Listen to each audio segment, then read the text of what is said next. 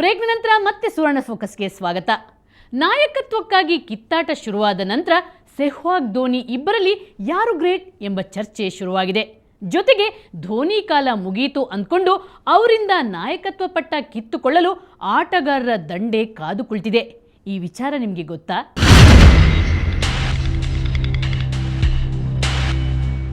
Bharat cricket ತಂಡದಲ್ಲಿ ಅಂದುಕೊಂಡಂತೆ ಎಲ್ಲವೂ ಸರಿಯಾಗಿಲ್ಲ. ಅಲ್ಲಿ ಎಲ್ಲವೂ ಸಲೀಸಾಗಿ ನಡೆಯೋದೂ ಇಲ್ಲ.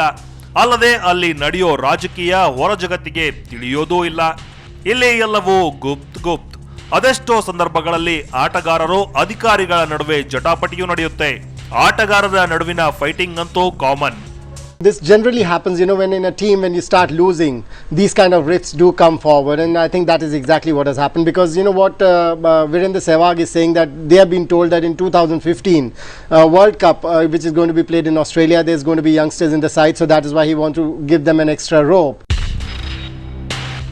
ಆಟಗಾರರ ಜಟಾಪಟಿ ಹೆಚ್ಚು ಪ್ರಚಾರಕ್ಕೆ ಬಂದಿದ್ದು ಗ್ರೇಗ್ ಚಾಪೆಲ್ ಭಾರತದ ಕೋಚ್ ಆಗಿದ್ದಾಗ. ಆ ಬಳಿಕ ಟೀಂ ಇಂಡಿಯಾದ ಡ್ರೆಸ್ಸಿಂಗ್ ರೂಮ್ ನಲ್ಲಿ ಏನೇ ನಡೆದ್ರೂ ಅದು ಹೊರ ಪ್ರಪಂಚಕ್ಕೆ ತಿಳಿಯುತ್ತಾ ಬಂತು.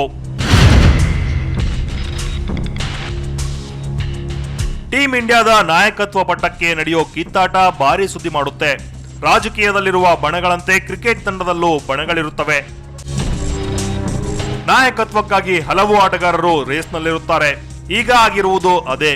ವೀರೇಂದ್ರ ಸೆಹ್ವಾಗ್ ಹಾಗೂ MS ಧೋನಿ ನಡುವಿನ ಮನಸ್ತಾಪಕ್ಕೆ ನಾಯಕತ್ವವೇ ಪ್ರಮುಖ ಕಾರಣ.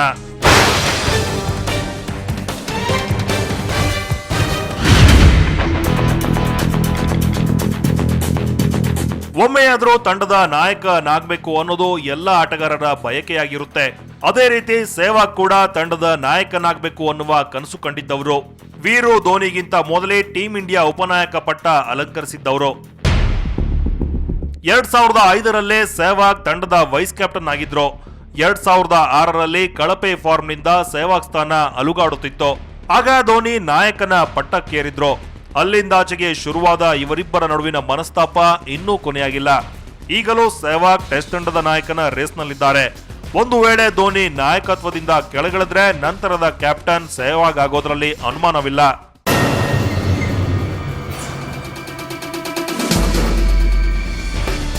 ಈಗ ನಾಯಕತ್ವಕ್ಕಾಗಿ ಧೋನಿ ಸೆಹ್ವಾಗ್ ನಡುವೆ ನಡೆಯುತ್ತಿರುವ ಶೀತಲ ಸಮರ ನೋಡಿದ್ರೆ ಇವರಿಬ್ಬರಲ್ಲಿ ಯಾರು ಗ್ರೇಟ್ ಅನ್ನೋ ಪ್ರಶ್ನೆ ಉದ್ಭವಿಸುತ್ತೆ. ಬ್ಯಾಟಿಂಗ್ ನಲ್ಲಿ ಇಬ್ಬರು ಶ್ರೇಷ್ಠರೇ. ವೀರು ತಮ್ಮ ಪ್ರಚಂಡ ಬ್ಯಾಟಿಂಗ್ ನಿಂದ ಏಕಾಂಗಿಯಾಗಿ ಪಂದ್ಯ ಗೆಲ್ಲಿಸಿಕೊಡ್ತಾರೆ. ಹಾಗೆ ಮಾಯಿ ಕೂಡ ಕೂಲಾಗಿ ಮ್ಯಾಚ್ ವಿನ್ ಮಾಡಿಸ್ತಾರೆ. ಆದರೆ ನಾಯಕತ್ವ ವಿಷಯಕ್ಕೆ ಬಂದ್ರೆ ಸೆಹ್ವಾಗ್ಗಿಂತ ಧೋನಿ ಶ್ರೇಷ್ಠ ಮಟ್ಟದಲ್ಲಿ ನಿಲ್ಲುತ್ತಾರೆ. ಯುವಕನಾದರೂ ಕೂಡ ಕಿರಿಯನಾದರೂ ಕೂಡ ಒಬ್ಬ ನಾಯಕನಾಗಿ ಧೋನಿ ಸಾಕಷ್ಟು ಭಾರತೀಯ ಕ್ರಿಕೆಟ್ ತಂಡಕ್ಕೆ ಮಾಡಿಕೊಟ್ಟಿದ್ದಾರೆ. ಮತ್ತು ಧೋನಿನ ನಾಯಕ ಮಾಡಬೇಕು ಅನ್ನೋದು ಬೇರೆ ಯಾರೂ ಹೇಳಿದ್ದಲ್ಲ. ಇದನ್ನು ಹೇಳಿದ್ದು ಸಚಿನ್ ತೆಂಡೂಲ್ಕರ್. ಕುಂಬ್ಳೆ ಆದ ನಂತರ ಯಾರನ್ನ ನಾಯಕ ಮಾಡಬೇಕು ಅಥವಾ ನೀವನ್ನೇ ನಾಯಕ ಮಾಡ್ತೀವಿ ಅಂತೇಳಿ ಸಚಿನ್ನ ಕೇಳ್ಕೊಂಡಾಗ ಸಚಿನ್ ಹೇಳಿದ್ದು, ನನಗೆ ಬೇಡ, ಇನ್ನು ಮುಂದಿನ 5 ವರ್ಷ 10 ವರ್ಷ ಮುನ್ನಡೆಸ್ಬೇಕಾದ ಟೀಮ್ ಇದು, ಧೋನಿಗೆ ಕೊಡಿ, ಅವನೆಲ್ಲ ಚೆನ್ನಾಗಿ ನೋಡ್ಕೊಂಡು ಹೋಗ್ತಾನೆ, ಅವನ್ನ ನಾಯಕ ಮಾಡಿ ಅಂತ ಮಾಡಿದ್ದು. ನಾಯಕ ಧೋನಿಯ ಪ್ಲಸ್ ಪಾಯಿಂಟ್ಗಳು ಇಲ್ಲಿವೆ. ಮಹಿ ಮೈದಾನದಲ್ಲಿ ಸದಾ ಕೂಲ್ ಆಗಿ ಇರ್ತಾರೆ. ಆಟಗಾರರ ಜೊತೆ ಉತ್ತಮ ಬಾಂಧವ್ಯ ಹಾಗೂ ಅವರ ನಿರ್ವಹಣೆಯನ್ನ ಅತ್ಯುತ್ತಮವಾಗಿ ಮಾಡ್ತಾರೆ. ಹಾಗೆ ಪರಿಸ್ಥಿತಿಗೆ ಅನುಗುಣವಾಗಿ ರಣತಂತ್ರ ಹೆಣೆಯುವ ಧೋನಿ ನಾಯಕನಾಟ ಆಡುವುದರಲ್ಲಿ ಎತ್ತಿದ ಕೈ. ಜೊತೆಗೆ ಭವಿಷ್ಯದ ಬಗ್ಗೆ ಹೆಚ್ಚು ಚಿಂತನೆ ನಡೆಸ್ತಾರೆ. ಧೋನಿಯಲ್ಲೂ ಕೆಲವು ಮೈನಸ್ ಪಾಯಿಂಟ್ಗಳಿವೆ. ಫೀಲ್ಡಿಂಗ್ ನಿರ್ವಹಣೆಯಲ್ಲಿ ಅವರು ಸದಾ ವಿಫಲರಾಗ್ತಾರೆ. ಕೊನೆಯ ಓವರ್ಗಳಲ್ಲಿ ಅವರದ್ದು ಕಳಪೆ ನಾಯಕತ್ವ. ಹಿರಿಯ ಆಟಗಾರರನ್ನ ಸರಿಯಾಗಿ ನಿರ್ವಹಣೆ ಮಾಡಲು ಬರುವುದಿಲ್ಲ. ಹಾಗೆ ಉತ್ತರ ಭಾರತದ ಆಟಗಾರರಿಗೆ ಹೆಚ್ಚು ಮನ್ನಣೆ ನೀಡಿ BCCIನೊಂದಿಗೆ ಕಿರಿಕ್ ಮಾಡಿಕೊಂಡಿದ್ದಾರೆ.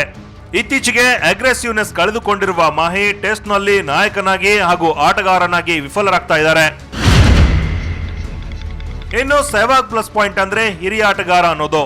ನಗುತ್ತಲೇ ಇರುವ ವೀರು ಆಟಗಾರರ ಜೊತೆ ಉತ್ತಮ ಬಾಂಧವ್ಯ ಹೊಂದಿದ್ದಾರೆ. ಬೌಲರ್ಗಳನ್ನ ಪರಿಸ್ಥಿತಿಗೆ ತಕ್ಕಂತೆ ಬಳಸಿಕೊಳ್ತಾರೆ. ಹಾಗೆ ತಂಡದ ಆಯ್ಕೆ ವಿಷಯದಲ್ಲೂ ಬಹಳ ಎಚ್ಚರ. ಒಳಗೊಂದು ಹೊರಗೊಂದು ಅವರಲ್ಲಿಲ್ಲ. ಯಾವಾಗಲೂ ನೇರ ದಿಟ್ಟ ನಿರಂತರ ನಮ್ಮ ವೀರುನಲ್ಲೂ ಮೈನಸ್ ಪಾಯಿಂಟ್ಗಳಿವೆ. ಅಗತ್ಯ ಸಂದರ್ಭದಲ್ಲಿ ಅವರು ಆಡುವುದೇ ಇಲ್ಲ. ವಿಂಡೀಸ್ ವಿರುದ್ಧ ದ್ವಿಶತಕ ಬಾರಿಸಿದ್ದು ಬಿಟ್ರೆ ಎಂದೂ ನಾಯಕನ ಆಟ ಆಡಿಲ್ಲ. ಅವರ ಫೀಲ್ಡಿಂಗ್ ದೇವರಿಗೆ ಪ್ರೀತಿ. ಮೈದಾನದಲ್ಲಿ ಕೆಲ ಬಾರಿ ಮುಂಗೋಪಿ. ಡೆಲ್ಲಿ ಆಟಗಾರರಿಗೆ ಹೆಚ್ಚು ಮನ್ನಣೆ ಕೊಡ್ತಾರೆ. ಸದ್ಯಕ್ಕೆ ಟೆಸ್ಟ್ ಹಾಗೂ ಒನ್ ಡೇ ಕ್ರಿಕೆಟ್ನಲ್ಲಿ ಕಳಪೆ ಫಾರ್ಮ್ನಲ್ಲಿದ್ದಾರೆ.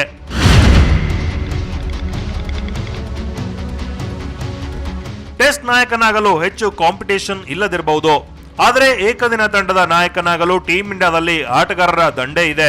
ಧೋನಿ ನಂತರ ತಂಡವನ್ನ ಮುನ್ನಡೆಸಲು ಗೌತಮ್ ಗಂಭೀರ್, ವಿರಾಟ್ ಕೊಹ್ಲಿ, ಸುರೇಶ್ ರೈನಾ ರೇಸ್ನಲ್ಲಿದ್ದಾರೆ. ವೀರೇಂದ್ರ ಸೆಹ್ವಾಗ್ ಹೆಸರು ಕೂಡ ಈ ಲಿಸ್ಟ್ ನಲ್ಲಿದೆ. ಆದರೆ ವೀರು ಬಯಸಿರುವುದು ಮಾತ್ರ ಟೆಸ್ಟ್ ಕ್ಯಾಪ್ಟನ್ಸಿ. ಇನ್ನು ಬಿಸಿಸಿಐ ಅಧ್ಯಕ್ಷ ಎನ್ ಶ್ರೀನಿವಾಸನ್ ಶ್ರೀರಕ್ಷೆ ಸದಾ ಧೋನಿಗಿದೆ. ಯಾಕಂದ್ರೆ IPL ನಲ್ಲಿ ಧೋನಿ ಮುನ್ನಡೆಸುವ ಚೆನ್ನೈ ಸೂಪರ್ ಕಿಂಗ್ಸ್ ತಂಡದ ಫ್ರಾಂಚೈಸಿ ಇದೇ ಶ್ರೀನಿವಾಸನ್.